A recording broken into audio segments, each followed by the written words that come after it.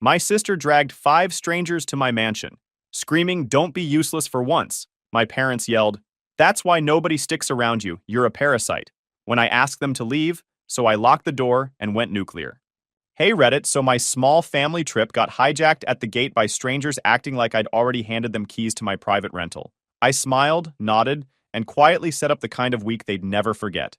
Alright, so a little about me before we get into this absolute disaster. I, 32 male, work in consulting, make decent money, and apparently that makes me the family ATM. My mom called me on a Tuesday afternoon while I was between meetings.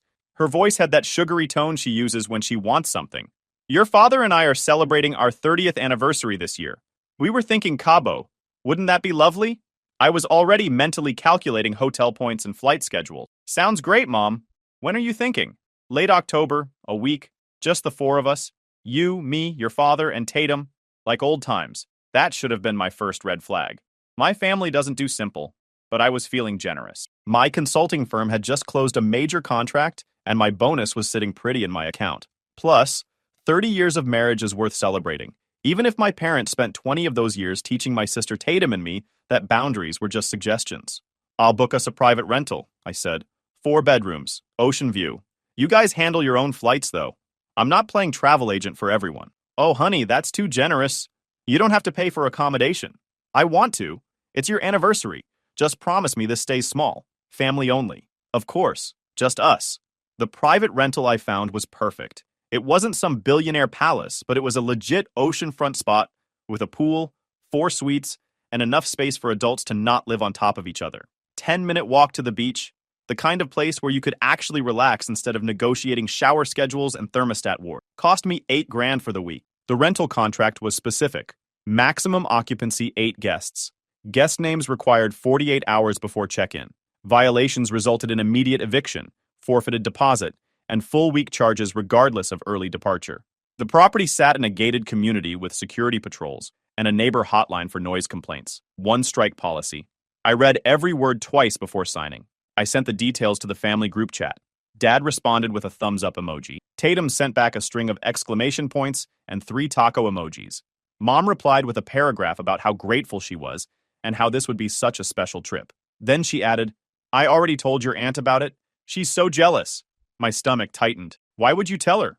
"Oh, just chatting. You know how she is. Always wants to know what we're doing." I let it go. Mistake. 2 weeks before departure, Tatum called me. Her voice had that weird casual tone that meant she was about to ask for something. So, funny story. Turns out Kaylee and Dax were already planning to be in Cabo that same week. Small world, right? Kaylee was Tatum's college roommate. Dax was her boyfriend of 6 months. He wore basketball jerseys to weddings and thought craft beer was a personality. "That is a funny coincidence," I said, already knowing where this was headed. "Yeah, so they booked this little Airbnb in town. Super cheap, but we'll probably hang out during the trip. Maybe hit the beach together or whatever." "Sure," I said. "Sounds fun." I wasn't born yesterday. The Airbnb would turn out to be a dump, or it would fall through, or it would mysteriously have booking issues. And then, oh no, they'd need a place to crash. Just for 1 night. Maybe 2. Before you know it, Dax is drinking my soda and Kaylee is using my bathroom to do whatever 3-hour morning routine she'd perfected. But I didn't say any of that. I just made a mental note to submit the guest list to the property manager immediately. 4 names. No additions. 3 days before the trip, Mom called again. Slight change of plans. Tatum's friend group wanted to make a whole thing of it, supporting our anniversary. Isn't that sweet? I already mentioned to them you got us that gorgeous private rental. How many friends? Just a few. They're booking their own accommodations, of course. But they'll probably join us for dinners and activities. Don't worry, I told everyone you've got it covered. You always do. My jaw clenched. Got what covered? You know, the planning, the arrangements. You're so good at that. Mom, I paid for a 4-person private rental, not a group vacation. Oh, honey, don't be dramatic. Nobody's expecting you to pay for them. They just want to celebrate with us. I spent the next 2 days preparing like I was deploying to a war zone. I packed light, 1 carry-on with exactly 7 days of clothes, all quick-dry and wrinkle-resistant. No checked bags. I learned that lesson years ago when the airline lost my luggage in Atlanta for 5 days. I had 3 backup chargers, downloaded entertainment for the flight, and printed copies of the private rental confirmation because my family's ability to lose important documents was legendary. I also did something else, something that would matter later. I called the property management company. Hi, this is Mark. I need to confirm the guest list and update security protocols. The manager was efficient. Of course. What do you need? 4 registered guests only. Mark, Franklin, Cynthia, and Tatum. Nobody else gets access codes. If additional people show up claiming to be with our group, deny entry and contact me immediately. Understood. We can flag the reservation. Any issues, we'll reach out. Perfect. Also, can door codes be changed remotely? Yes, through the app. You'll have full control once you check in. I thanked her and hung up. The night before we left, I did one final check of the reservation. 4 bedrooms, maximum occupancy 8 guests. Property rules clearly stated no parties, no excessive noise, no additional overnight guests without prior approval. Security patrol after 10 p.m. Neighbor complaints resulted in immediate review. I screenshot everything and saved it to my phone. I went to bed feeling prepared. I had no idea what was waiting for me at the airport. Denver International Airport on a Friday morning during fall break is a special kind of chaos. Families with strollers the size of compact cars, college kids with backpacks held together by duct tape and prayer, business travelers like me who moved through security with the efficiency of factory machinery. I arrived at 7 in the morning for our 10:30 flight. Parking was smooth. TSA pre-check line was empty. I was through security in under 5 minutes. This was going to be a good day. I grabbed a breakfast sandwich from a kiosk near the gate and settled in to review some client reports. Our flight was on time. Everything was tracking perfectly. Then I heard Tatum's voice carrying across the terminal. Don't worry, guys. Mark's paying. He always pays. Trust me. Once we're there, he'll cave like he always does. I looked up. My parents were sitting on their suitcases near the gate counter. Dad's face was already red and sweaty. Mom was fanning herself with a boarding pass. They had clearly checked bags. Multiple bags. Probably overstuffed with things they'd never use. Packed at the last minute after a panicked realization that they owned nothing beachwear appropriate. But that wasn't the problem. The problem was the crowd around them. I counted heads. Mom, Dad, Tatum. That was 3. Then I saw Dax in his Lakers jersey. Despite this being absolutely not basketball season or relevant in any way, that was 4. Kaylee was there, wearing a tank top with glittery letters. 5. Then I saw the others. There was a guy I'd never seen before with a man bun and a full-sleeve tattoo. There was a blonde girl taking selfies with a phone that had an accessory the size of a coaster. And there was another guy wearing wraparound sunglasses inside the airport, like he was a Secret Service agent protecting someone important instead of sitting at gate B12 next to a Cinnabon. 8 people total. Tatum was still talking to them, loud enough for half the gate to hear. He's in consulting, so yeah, he's loaded. The private rental's amazing. 4 bedrooms, pool, ocean view. We're basically set. I did the math instantly. 4 bedrooms in the private rental. Maximum occupancy 8. But I'd only authorized 4 guests. Contract violation, security flag, immediate eviction risk. My breakfast sandwich suddenly felt like concrete in my stomach. I walked over. Tatum saw me first. Her face lit up with that smile she uses when she's done something she knows I won't like, but she's hoping enthusiasm will smooth it over. Mark, you made it! Look, everyone's here! The strangers looked at me with vague recognition, like they'd seen my picture on Tatum's phone but couldn't quite place me. Then Trevor stepped forward. Yo, you're Mark? Sick. Tatum said I'm getting one of the upstairs rooms because I snore. He said it like he'd reserved it, like I was the front desk, and he was already annoyed with my customer service. Tegan didn't even say hi, just asked if the private rental had a blender, because I'm not doing vacation without smoothies. Jason asked if the fridge was stocked, or if we're doing a Costco run on your card. I felt my jaw tighten. Who are these people? Tatum stepped between us quickly. This is Trevor, Tegan, and Jason. They're friends from work. When they heard about Cabo, they booked flights too. Isn't that crazy? Everyone wanted to celebrate with Mom and Dad. I'm not paying for you to stay anywhere. The group went quiet. Trevor's smile faltered. What? The private rental is for 4 people. My parents and my sister. That's it. Tatum grabbed my arm. Can we talk? Alone? We walked 10 feet away from the group. I kept my voice level. What are you doing? What do you mean? I'm bringing friends to celebrate Mom and Dad. You told them I agreed to this. You told them which rooms they'd have. You told them I'm paying. Because you are. You always do. Not this time. Come on, Mark. Don't be difficult. Everyone's already here. They bought plane tickets. We can squeeze them in for a few nights. Then they'll find a hotel or whatever. A few nights, I repeated. And when they don't find a hotel? When they decide it's easier and cheaper to stay in my $8,000 private rental for free? She rolled her eyes. You're being paranoid. I'm being realistic. This is exactly what you do, Tatum. You make plans, you don't think through the logistics, and then you expect me to fix it with my credit card. Her face hardened. Wow. Tell me how you really feel. I am. I'm telling you this isn't happening. Those three need to book a hotel today. You're unbelievable. This is Mom and Dad's anniversary. Can't you just be cool for once? I'm cool with Mom and Dad. I'm even cool with you bringing Dax and Kaylee without asking me. But three random people from your office? That's where I draw the line. Then what? You're going to kick them off the trip? You're going to make them fly home? I'm going to tell them they need to find their own place to stay, because they're not staying in mine. Before Tatum could respond, Dad walked over. His face was already set in that expression that meant I was being unreasonable and needed to fall in line. What's the holdup? I'm explaining that the private rental has occupancy limits, and Tatum's friends need to find their own place. Don't be difficult, Mark. We can make it work. No, we can't. The contract is clear. Additional guests mean eviction, and we lose everything. You're successful because of us, Dad said, his voice rising. Your education, your opportunities, everything you have. We made you who you are. My money isn't an investment portfolio you can draw from, Dad. His face went red. Everything you have, we gave you. You wouldn't be where you are without us. You gave me a childhood, which is literally the minimum requirement for having kids. That doesn't entitle you to my money 30 years later. Tatum stepped forward. You're being selfish. Everyone's looking. Several people at nearby gates were indeed watching, some with sympathy, some with curiosity. One older woman near the Cinnabon was full-on staring with her mouth slightly open. Good, I said. Let them look. Maybe they'll learn something about boundaries. Trevor cleared his throat awkwardly. Hey man, we didn't mean to cause drama. Then maybe you should have booked a hotel like adults instead of assuming someone else would handle it. Dax nodded quickly. Yeah, we can totally just wait here. No problem. But Tatum wasn't backing down. You're really going to walk away? Leave your own mother sitting on the floor? She's not sitting on the floor. There are hundreds of seats right here, and a McDonald's 30 feet away. She'll be fine. Mom appeared, her eyes already filling with tears. I don't recognize you anymore. When did you become so cold? I became realistic. There's a difference. We just want to be together as a family. No, you want me to fund a group vacation I didn't agree to.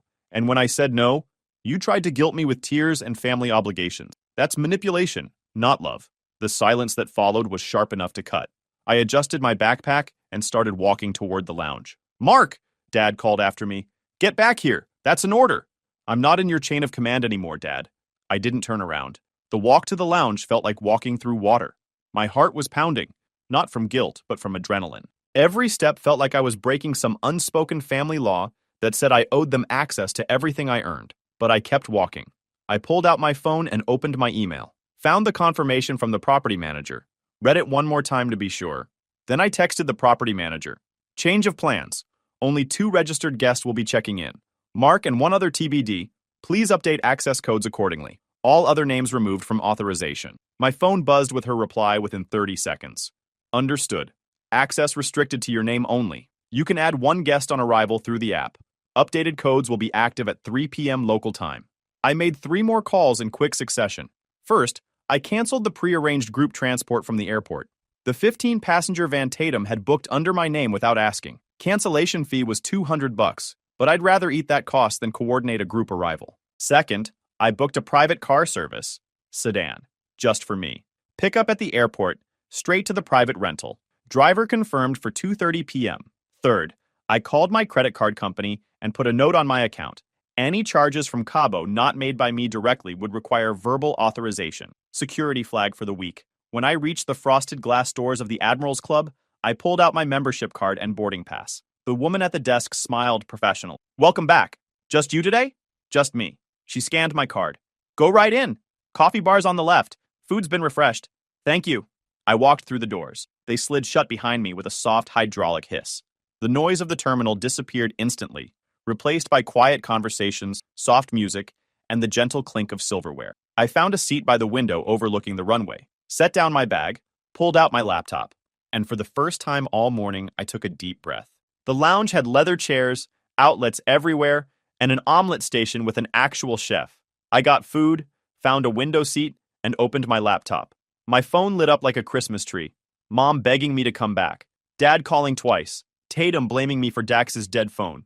Dad's ultimatum about being part of this family. Trevor warning me Tatum was losing it.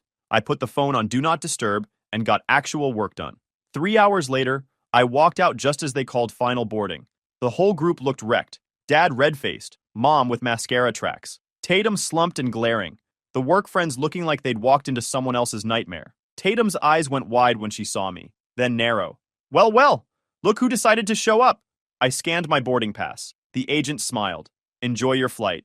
I walked down the jet bridge. Behind me, Tatum's voice hit a pitch only dogs should hear. He was in that lounge the whole time. 3 hours. While we sat on the floor. There were plenty of seats, but I kept walking. The flight attendant greeted me at the aircraft door. Welcome aboard. You're in 2A today. I'd upgraded to first class 6 weeks ago when I booked my ticket. Cost me an extra $300, but it was worth it to avoid the middle seat food fight that was about to happen in the back of the plane. I settled into my seat.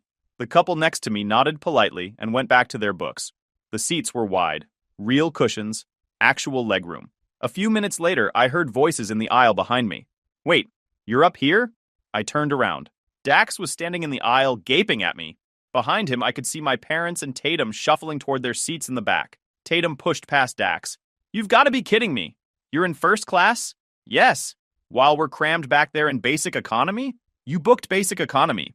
I booked first class. That's how plane tickets work. Mom appeared behind Tatum.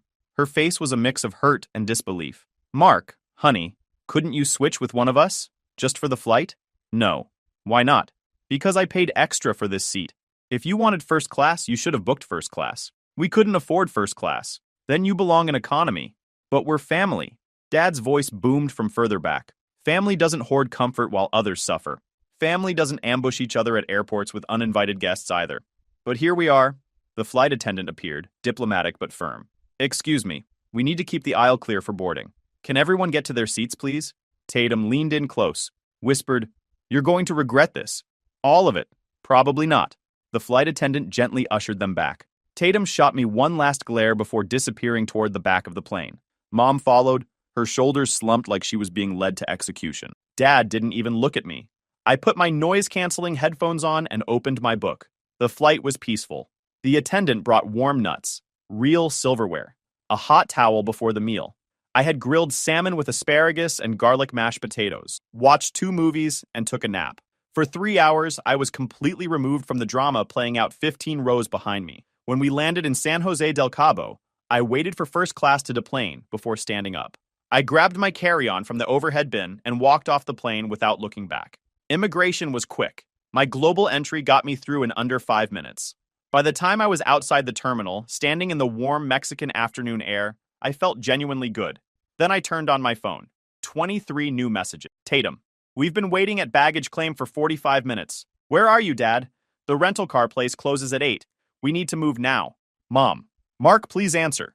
We're all very tired and confused. Trevor, yo man, where'd you go? I checked the time. 2:45. My private car was waiting in the passenger pickup zone. Black sedan. Driver holding a sign with my name. I texted back, I have my own transport. See you at the private rental. Tatum, what, Dad? You get back here right now. Me, no.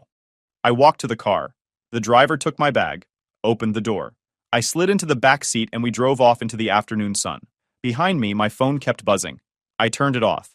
The private rental was somehow even better in person. White stucco walls, tile roof, a courtyard entrance with a fountain. The main living area had floor-to-ceiling windows facing the ocean. The infinity pool glowed blue in the late afternoon light. I used the lockbox code the property manager had sent me and let myself in.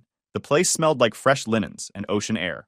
I found the master bedroom on the second floor. King bed, private balcony, bathroom with a rainfall shower. I unpacked my bag, took a long shower, put on clean clothes, went downstairs and raided the fully stocked fridge for a sandwich. I was sitting on the pool deck, eating my dinner in peace as the sun set, when my phone buzzed. I'd turned it back on to check the private rental app. It was the property manager. Text. A group of 8 people just arrived at the gate claiming to be with your reservation. They don't have the access code and are becoming agitated. Security is requesting guidance. I typed back, only I am authorized for entry. Do not provide codes to anyone else. If they continue causing issues, remove them from the property. Manager.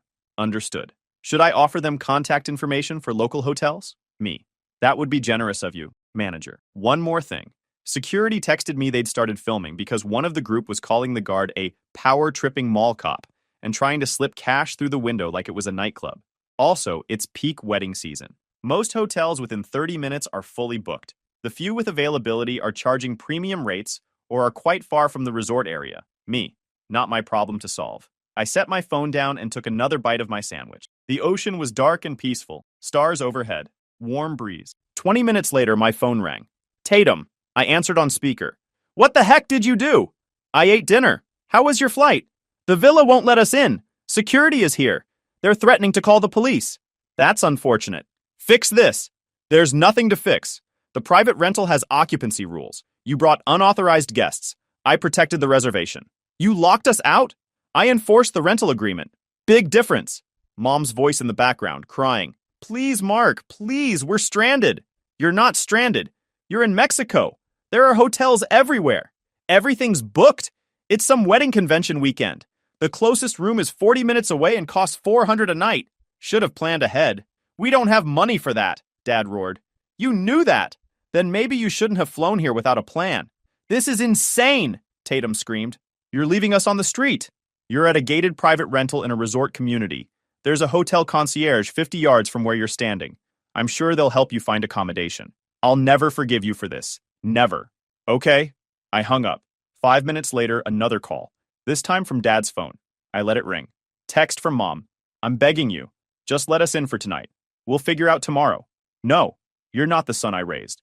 The son you raised didn't have boundaries. He's gone. The text kept coming for another hour.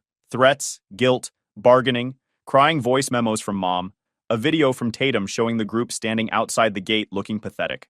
I blocked all their numbers. Around 11 p.m., the property manager texted again. Family has left the property. Security escorted them to the main gate. They eventually split up. Your parents found a room at a hotel 20 miles inland. The others are at different locations. Also asked me to tell you various colorful things. Would you like me to forward the security footage? I responded, email it to me, please. Documentation purposes. Manager. Sent. Enjoy your stay. I slept like a baby that night. King bed, ocean breeze, complete silence. Best sleep I'd had in months. The next morning, I woke up to chaos in my inbox. Sometime during the night, Tatum had found a computer and written me a novel. 5,000 words detailing every way I was a terrible person, how I'd humiliated them, traumatized Mom, destroyed the family, made them sleep in rat-infested rooms because that's all they could afford at midnight. I saved it, screenshot it, added it to the folder. I had a folder now. Documentation, screenshots of the group chat, photos of the rental contract, copies of the property manager's messages, the security footage of them trying to get in. Everything time-stamped and organized, just in case. I spent the morning exactly how I'd planned. Coffee on the balcony, swim in the infinity pool, breakfast of fresh fruit and eggs I cooked in the pristine kitchen. Around 10 a.m., I got a text from an unknown number. Unknown. Bro, this is on you. We're not hostile people. Fix it. There were bed bugs. Jason. That's terrible. You should leave a bad review. Unknown. You said there was room at the private rental. Me. I said no such thing. Tatum said that, without asking me. Unknown. We flew to Mexico. Me. So did I. Difference is, I planned ahead.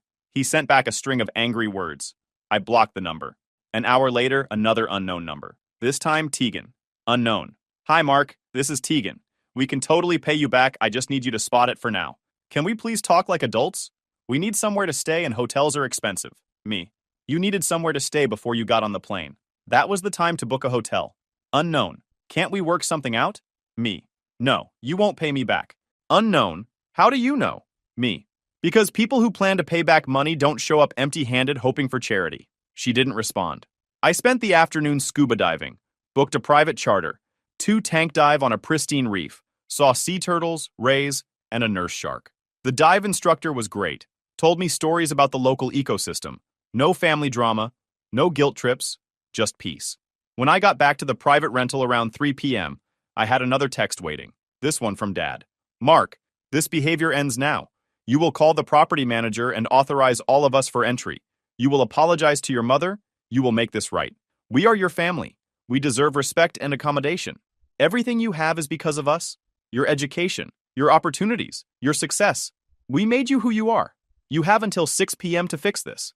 If you don't, there will be consequences. Dad, I stared at the email for a long moment. Then I hit reply. Dad, everything I have is because I worked for it. You provided housing and food until I was 18, which is the legal requirement for parents. I paid for college with scholarships and loans. I paid for grad school. I built my career. The private rental is in my name. I paid for it. I set the occupancy rule. Those rules stand. You have until 6 p.m. to accept reality. If you don't, there will be continued disappointment. Mark 1 hit send. At 5:47 p.m., my phone rang. Mom. I answered. She was crying.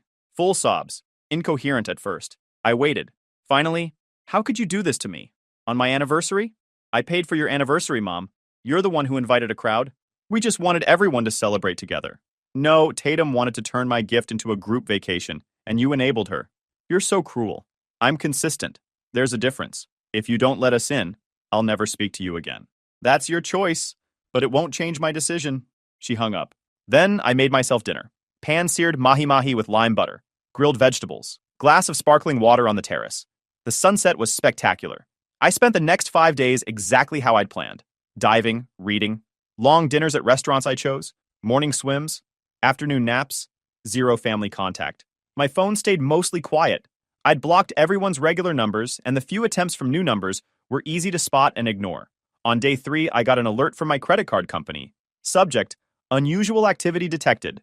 Authorization required. We've detected attempted charges totaling $7,200 from Hotel Playa Grande, San Jose del Cabo, Mexico. These charges were flagged based on your recent security note. Please confirm. Did you authorize 4 rooms for 3 nights? Did you provide your card information to Tatum? The charges have been declined pending your verification. My stomach went cold, then hot. I called the fraud department immediately. The representative was professional. We received a charge attempt this morning. The hotel said a family member called to book rooms using your card information. When we asked for verification based on your security flag, the caller hung up. Who called? The hotel said it was a woman who identified herself as your sister. She had your card number, expiration, and billing address. I closed my eyes. Tatum had borrowed my card 2 years ago for a family dinner. I'd sent her the details via text. She must have saved them.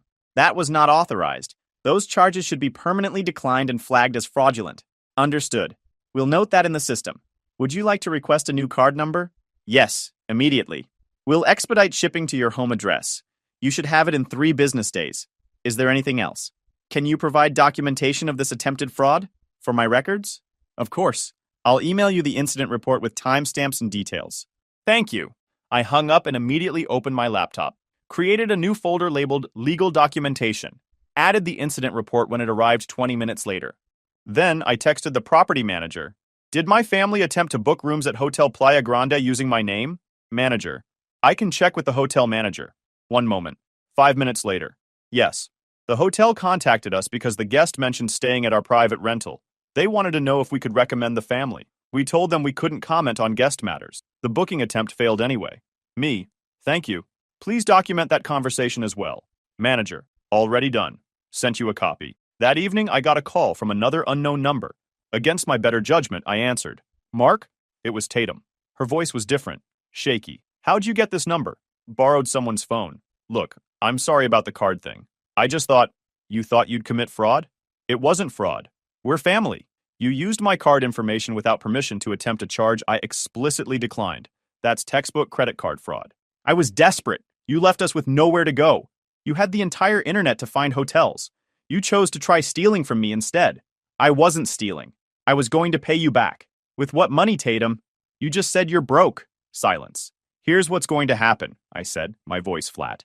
I've documented everything. The fraud attempt, the incident report, the timestamps. If you ever use my information again for anything, I'll file a police report. You wouldn't. Try me. I hung up, added the call details to the folder. Sunday morning came. I packed my bag, did a final walkthrough. Everything was pristine, no damage, no missing items, no evidence of the chaos that could have been. The property manager arrived at 11 sharp. We walked through together. She took photos of every room, everything checked out. Perfect stay. Your deposit will be refunded in full within 5 business days. Thank you for everything, especially your help with the unauthorized guests. She smiled knowingly. We see it all the time. Family members who think rules don't apply to them. You did the right thing enforcing boundaries. She paused, then pulled out a tablet. Actually, there's one more thing. After your family left, security found damage to the side gate lock. They attempted forced entry around 10:15 p.m. the first night. We have footage. She showed me the video. Dad using a rock against the lock mechanism. Tatum pulling on the gate. The timestamp, 10:17 p.m. Repair cost is $800. I can bill it to the card on file or bill it to my card. I'll handle recovering it from my father. Are you sure? Yes. I want to maintain a good relationship with your company. Send me the invoice with the video evidence. I'll take care of the rest. Understood. The drive to the airport was peaceful. I returned the rental car, checked in, made it through security, found a quiet cafe and had breakfast. My phone buzzed. Unknown number. Against my better judgment, I answered. Mark? It was Tatum.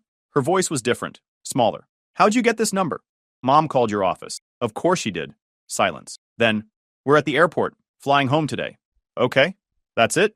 Just okay? What do you want me to say? That you're sorry. That you regret ruining everything. I don't. How can you not? Mom hasn't stopped crying. Dad won't speak to anyone. This was supposed to be special. It was special. For me. I had a great week. Alone. You spent your vacation alone. Best vacation I've ever had. You're sick. I'm healthy. And I'm done being your ATM. Nobody asked you to be an ATM. Tatum. You brought 5 people to a 4-person private rental without asking. You told them I'd cover everything. You ambushed me at the airport. You tried to commit credit card fraud. That's exactly treating me like an ATM. Long silence. We're family. Family asks. Family respects. Family doesn't lie and manipulate and steal. I wasn't stealing. I'm hanging up now. I ended the call. Blocked that number too. My flight home was uneventful. First class again. Good meal. Decent movie. I slept for most of it. When I landed in Denver, I had 3 voicemails. I deleted them without listening. 2 weeks later, the real consequences started rolling in. First came the property damage invoice. The property manager emailed me a copy of what I'd paid. Property damage claim. Villa Rosa. Property management incident date, October 25th, 2024. Responsible party, Franklin, Dad. Damage, forced entry attempt on Southgate access panel. Repair cost, $800. Evidence security footage, attached. Paid by, Mark, reservation holder. I saved it to the folder. 3 days later, Dad called from a new number. I answered out of curiosity.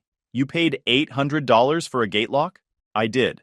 And you're going to reimburse me. Oh, that was your fault! You locked us out! I enforced the rental agreement. You attempted to break in. Cause and effect. We're not paying this.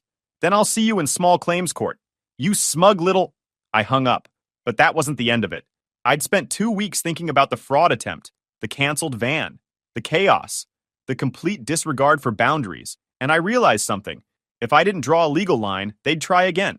Different trip, different scheme, same entitlement. I ran it past an attorney buddy from work and used a process server so nobody could play games with "we never got the papers." I opened my laptop and started drafting. Small claims. Filing Mark versus Tatum and Franklin case. Summary. Defendant Tatum, fraudulently attempted to charge $7,200 to plaintiff's credit card without authorization. While the charge was blocked, plaintiff seeks recovery for documented damages arising from this incident. Evidence. Bank fraud report. Incident number BR 4471923. Defendant Franklin, Dad, damaged third-party property, Villa Rosa Management, resulting in $800 repair costs paid by plaintiff to maintain his business relationship with the property management company. Defendants collectively caused plaintiff to incur $200 in cancellation fees for unauthorized group transportation booking. Total damages. Claimed $1,000. Filing fee, $75. Court costs, $50. Total claim, $1,125. I attached everything. Screenshots of texts. The fraud incident report. The van cancellation confirmation. The property damage invoice showing my payment. The property manager's emails. The security footage. Filed it through my county's online small claims portal and had them served the boring official way. Cost me $125. Best money I ever spent. The court summons arrived at my parents' house 3 weeks later. I know because Tatum called from yet another new number, screaming. You're suing us? I filed a claim for documented damages. Yes. Over $1,000? Are you insane? It's $1,125, plus court costs. And no, I'm very sane. You committed fraud. Dad destroyed property. Actions have consequences. This is going on your permanent record. People will know you sued your own family. Good. Maybe it'll warn the next person you try to scam. We're going to fight this. Great. Bring your evidence to court. I'll bring mine. She hung up. They didn't fight it. They didn't show up to court at all. I won by default judgment. The court awarded me $1,125 plus interest. The judgment became public record. It would sit on